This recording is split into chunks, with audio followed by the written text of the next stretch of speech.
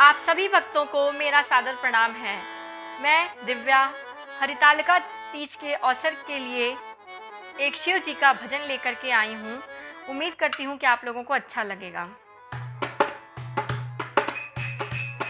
गौरा दीवानी हो गई शिव भोलेनाथ पे, गौरा दीवानी हो गई शिव भोलेनाथ पे, गौरा दीवानी हो गई शिव भोलेनाथ पे, शिव भोलेनाथ पे, शिव शंभुनाथ पे, शिव भोलेनाथ पे, शिव शंभुनाथ पे, गौरा दीवानी हो गई शिव भोलेनाथ पे, गौरा दीवानी हो गई शिव भोलेनाथ पे।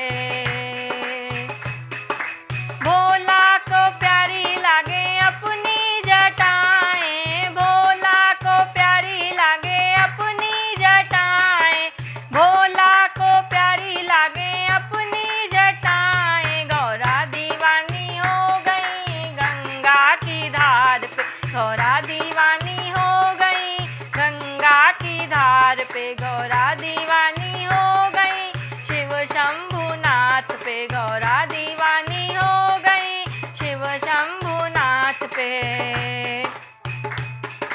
भोला को प्यारे लागे बिच्छू तरतैया, भोला को प्यारे लागे बिच्छू तरतैया, भोला को प्यारे लागे बिच्छू तरतैया, गौरा दीवानी हो गई सांपों के नाग पे, गौरा दीवानी हो गई गले के सांप पे, गौरा दीवानी हो गई गले के सांप पे, गौरा दीवानी हो गई शिव शंभुनाथ पे, गौरा दीवानी हो गई शिव शंभुनाथ पे। भोला को प्यारी लागे भस्म विभूति, भोला को प्यारी लागे भस्म विभूति, भोला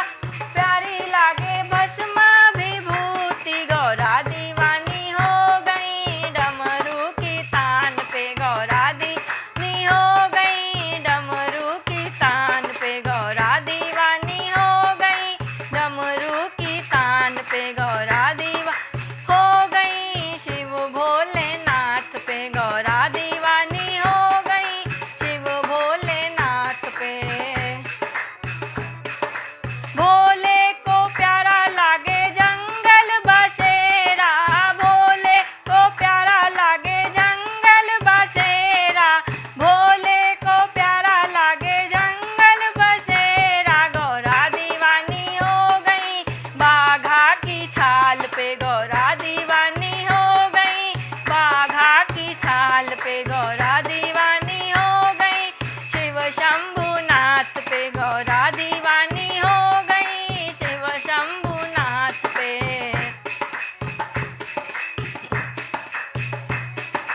भोला को प्यारी लागे रुद्राक्ष माला, भोला को प्यारी लागे रुद्राक्ष माला, भोला को प्यारी लागे रुद्राक्ष माला, गौरा दीवानी हो गई चंदा चौपाल पे, गौरा दीवानी हो गई चंदा चौपाल पे, गौरा दीवानी हो गई शिव शंभुनाथ पे, गौरा दीवानी हो गई शिव भोलेनाथ पे।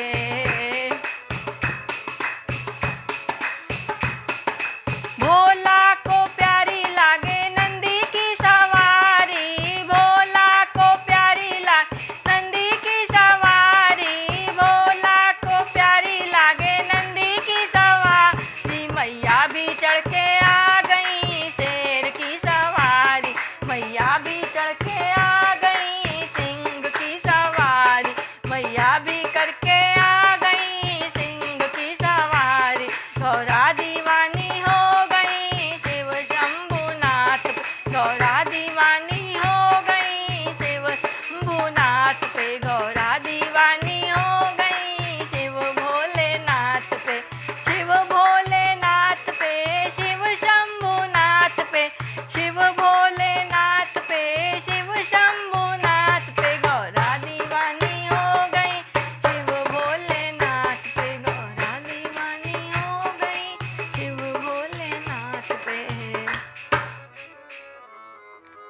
धन्यवाद।